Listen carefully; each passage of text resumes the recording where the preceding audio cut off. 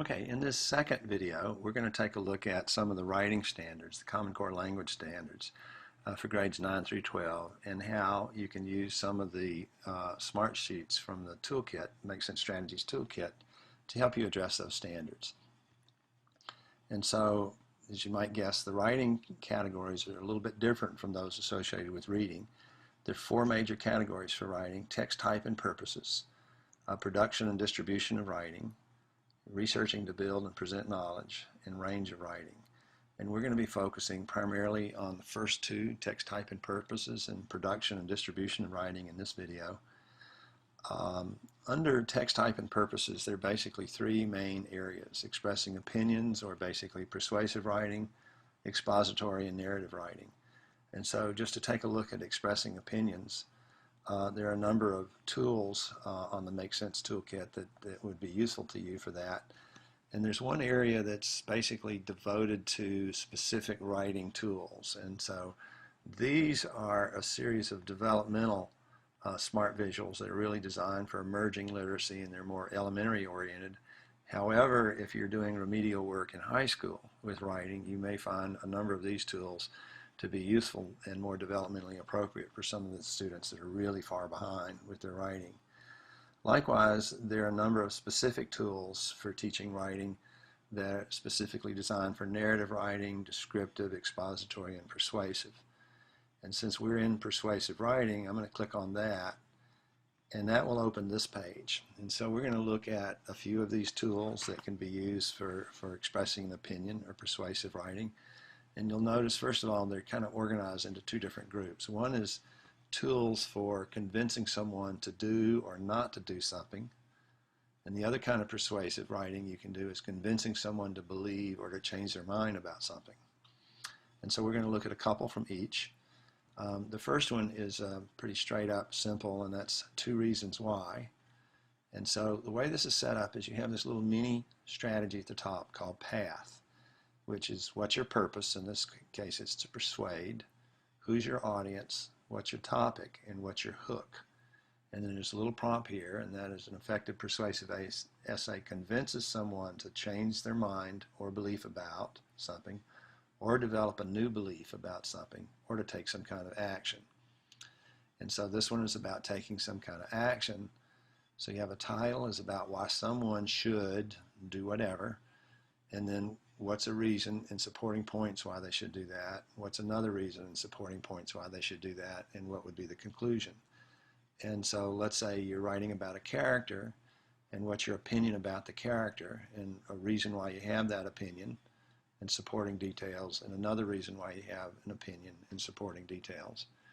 Now here's one that's not in literature, but it does illustrate about how you can use this to convince someone to take some kind of action. And so the title is Take Care of Yourself, and it's about why someone should take their personal health seriously. And one reason is that most diseases start quietly, and then there are details that sort of explain that. And then the second reason is all about the importance of regular checkups and health maintenance and various details associated with that. And then there's a conclusion at the end. And so when we're using something like this, we don't try to write entire paragraphs here, or necessarily even complete sentences, but rather bullets. And so when students are using this to plan their writing, they're just getting the ideas down here. But then when they're actually writing about this, we encourage them to not just write one sentence about this particular thing, but really explain it and use as many sentences as you need to explain it. And then go on to the next bullet, and then fully explain that bullet using multiple sentences and so forth.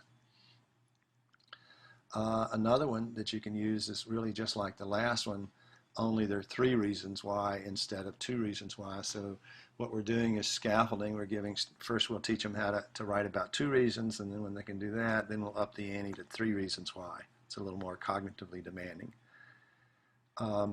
In terms of convincing someone to believe or change their mind about something, there are a couple here that you might want to take a look at. One is called Why Better?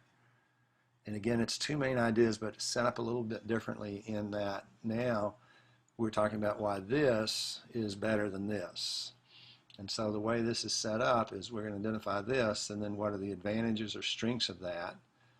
and is better than this, and so we're going to be talking about the weaknesses or disadvantages of that in a conclusion. So here's an example of that. Why participating in track is better than football. And so these are all the great things about track and all the liabilities associated with football. So that's a very simple sort of linear logic to it. And that's going to be appropriate for kids who are just beginning to learn how to do this sort of thing. One that's a little more sophisticated and takes higher order thinking skills and so forth is set up in the same premise, but we're going to get into multiple reasons or subtopics why. And so we're going to convince why this is better than this. And then what we're going to do is look at different dimensions you need to think about when you're considering why one is better than the other, and then drawing conclusions about each. So for an example, why mandated restrictions for beginning drivers are better than the current laws for 16-year-olds. And so there are three main things we need to be thinking about. One is the age of the person operating the vehicle, another are the passenger restrictions, and the third is a driving curfew. And so what we're doing for each of these is we're talking about the mandated restrictions in relation to the age of the driver and information about that versus where the current laws currently are. And we're basically using this information to draw a therefore kind of conclusion about that particular dimension. And so this can serve as one paragraph, this whole section, and then they can start a new paragraph and explain this stuff, and then a new paragraph and explain this stuff, and so forth. And so that'll give you a sense of how something like this can be used to organize one's ideas when doing persuasive writing in terms of changing one's beliefs about something. Now, expository, which is basically explaining an idea, as opposed to trying to convince someone to adopt a belief or take some kind of action. Expository is basically a 50-cent word for explaining. And so virtually all of the organizer smart sheets are really great tools for explaining ideas. And so two main ideas, or cause and effect, compare and contrast, sequence, etc. All of those are really good tools to use for expository writing. Likewise, in the area of literature, virtually all of the smart sheets that we were looking at in the previous video can be used for expository writing when you're explaining specific concepts associated with literature and so forth. In addition, under the area of writing, there's actually a link there that'll take us to some more generic expository writing tools. And so we're going to take a look at that next. Okay, so we're going to click there, and that will take us to this page. And there are basically two main categories here. One is explaining steps or processes or how to do something. And the second type of explanation is explaining how things are similar or different. And so there are different smart sheets for that. And so one of the ones we're going to look at here is the steps with caveat when you're explaining the steps to something. Basically, the way this is set up is you have path, and now we're explaining. Now, basically, when you're explaining something, it's about how to do something, or what something is about, or why something is important. And so what we're going to do is preview words to use. So this is brainstorming a list of words related to the thing I'm writing about. And then these are going to be the main ideas or main steps to the process that I'm explaining. And then for each step, I'm going to add a caution or caveat or insight to provide further clarification, and then state a conclusion. Now, down at the bottom of this are a series of transition words that are good to use when you're explaining steps or processes and so forth. And these are the steps to a little editing strategy that I'll tell you about later. So here's an example of that. And this is the steps for how to do something, and it's what to do if someone's choking. So this is brainstorm a list of ideas, and then what I'm going to do is actually list the steps, like stand behind the person, and then I'm going to add a caveat like, hey, don't wait too long to act, they could die. And then put your arm around their waist. Now if they're seated, you may have to stand them up, and then so forth and so on. So what we're doing is we're explaining each step, but we're also adding sort of a punctuation or caveat or caution. So by doing that, what we find is students tend to explain a lot more about the step when they add as a really separate category some additional information that is important not to overlook or not to forget or that sort of thing. And so what happens is you get sometimes a dramatic increase in the writing fluency. Students are simply producing more writing because they're explaining more and in more depth by a simple little tool like that.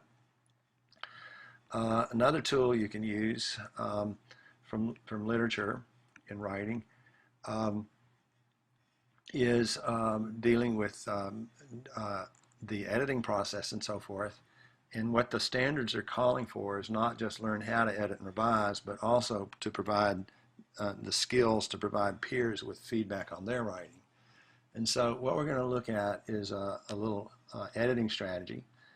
And here's where you find that. Under the area of writing, if you click on resources, that will open this page. And then down here where it says scope, we're going to click on the word scope. And what that opens up are some resources related to this editing strategy.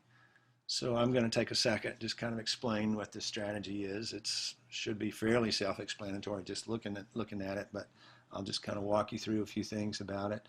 For an example, spelling, we're going to look carefully at each word to make sure it's spelled correctly, and if you're unsure, ask someone or look it up. Oh, wait, I got a problem there. It should be spelled correctly. All right. Capitalization, capitalize the first letter of every sentence and capitalize all proper. You know what? I got a capitalization problem there. Okay, omissions, watch out for words actually left of sentences. I need to edit that better. Left out of sentences. Punctuation, the end of every sentence has a punctuation mark. Use commas for things in a series like apples, oranges, and pears. Use commas following coordinating conjunctions and dependent clauses. And if you're unsure, ask someone. Oh, I need a punctuation mark there. Now the first three or four are pretty self-explanatory. Spelling, look for spelling, capitalization, omissions, and punctuation. The ear, not so much, because what the ear is about is you don't see sentences that don't make sense, you hear them. And so what we have students do is to read your essay out loud and then listen for making sentences that don't make and correct them. Oh, okay. Listen for sentences that don't make sense and correct them. In other words, you hear these kinds of sentences, you don't see them. Okay. Likewise, listen for sentences that are awkward because they're worded strangely and too many words written to say what you want, and refine them. There's got to be a better way to say this. How about listen for awkward sounding sentences and refine them? So basically, and also listen for mismatches in the use of singulars and plurals. Okay, listen for switches in verb tense and corrected them. Okay, so this is basically the scope editing strategy, and that you can use to sort of help structure the editing process. A lot of teachers will put bulletin boards up with this on it and that sort of thing. So what we're going to do is sort of bring some closure to these, and I wish you good luck with this.